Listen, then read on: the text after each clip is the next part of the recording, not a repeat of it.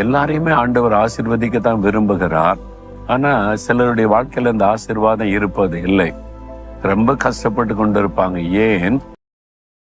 பிரியமானவர்களே, இயேசு கிறிஸ்துவின் நாமத்தில் உங்களுக்கு என் அன்பின் வாழ்த்துக்கள். எப்படி இருக்கீங்க? நல்லா இருக்கீங்களா? ஆண்டவர் கொடுக்கிற ஒரு முக்கியமான ஆசீர்வாதம் என்ன தெரியுமா? உபாகம் 28:14 கர்த்தர் உன்னை வாலாக்காமல் தலையாக்குவார், நீ கீழாகாமல் மேலாவாய். இது ஆண்டவருடைய ஒரு பெரிய ஆசீர்வாதம்.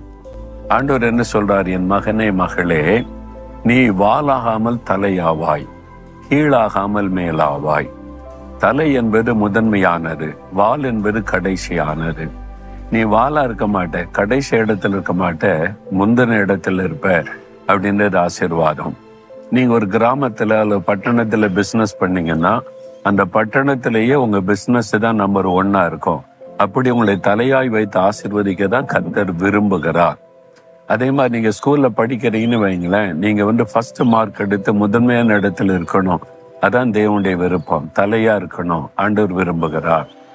நீ ஒரு ஆபீஸ்ல வேலை பார்க்குறீங்கன்னு வைங்க, எத்தனை பேர் வேலை பார்த்தாலும் உங்களுடைய திறமை, ஞானம், செயல்பாட்டுல நீங்க முதன்மையான இடத்துல இருக்கணும். இதுதான் தேவனுடைய விருப்பம். நீங்க ஊழியம் செய்றீங்களா, ஊழியத்துல முதன்மையான இடத்துல இருக்கணும், தலையா இருக்கணும், மற்றவங்களுக்கு வழி நடத்துதலா இருக்கணும். அதான் ஆண்டவருடைய விருப்பம். இது தேவன் நமக்கு வைத்திருக்கிற ஆசீர்வாதம். இதை நம்ம தான் பெற்றுக்கொள்ளணும், விசுவாசித்து பெற்றுக்கொள்ளணும். இதை நான் பார்த்திருக்கிறேன். சில பட்டணத்துல, இன்றைக்கு தமிழ்நாட்டில் இருக்கிற சில பட்டணத்துல பிசினஸ்ல அங்க நம்பர் 1 அந்த பட்டணத்தில் இருக்கிறவங்க கர்த்தருடைய பிள்ளைகள். அவங்களை கர்த்தர் உயர்த்தி இருக்கிறார். படிப்புல அநேக பிள்ளைகள் முதன்மையான இடத்தில் வெற்றி பெற்று இயேசுவை மகிமைப்படுத்துறாங்க. ஆபீஸ்ல இப்படி எல்லா காரியத்திலையும் தலையாக தேவன் வைத்திருக்கிறார். எல்லாரையுமே ஆண்டவர் ஆசீர்வதிக்கத்தான் விரும்புகிறார். ஆனா சிலருடைய வாழ்க்கையில இந்த ஆசீர்வாதம் இருப்பது இல்லை. ரொம்ப கஷ்டப்பட்டு கொண்டிருப்பாங்க. ஏன்? ஆசீர்வாதம் சும்மா வராது.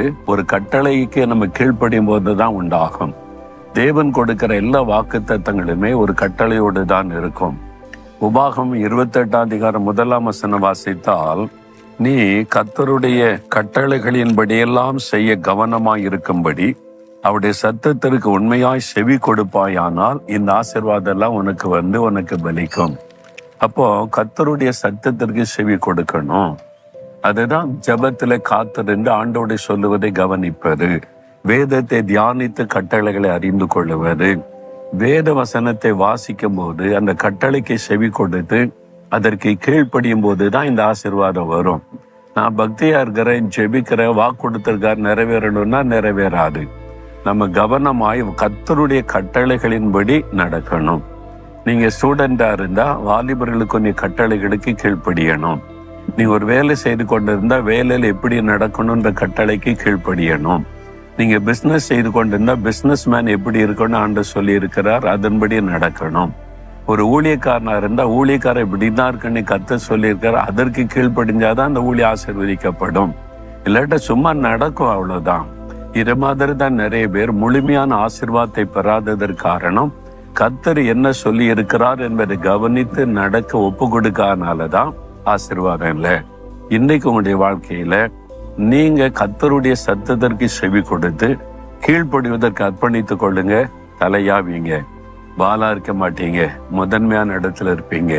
இப்பொழுது ஆண்டவரை சொல்லுங்க, ஆண்டவரே, உம்முடைய கட்டளைக்கு நான் கீழ்ப்படிந்து உம்முடைய வார்த்தையின்படி செய்ய என்னை அர்ப்பணிக்கிறேன். என்னோடு பேசும், வழி நடத்தும். நீர் வாக்கு கொடுத்தபடி என்னை தலையாக்கி முதன்மையான இடத்தில் வைப்பீர் என்பதை விசுவாசிக்கிறேன். இயேசுவின் நாமத்தில் அந்த ஆசீர்வாதத்தை சுதந்திரித்துக் கொள்கிறேன். ஆமேன், ஆமேன்.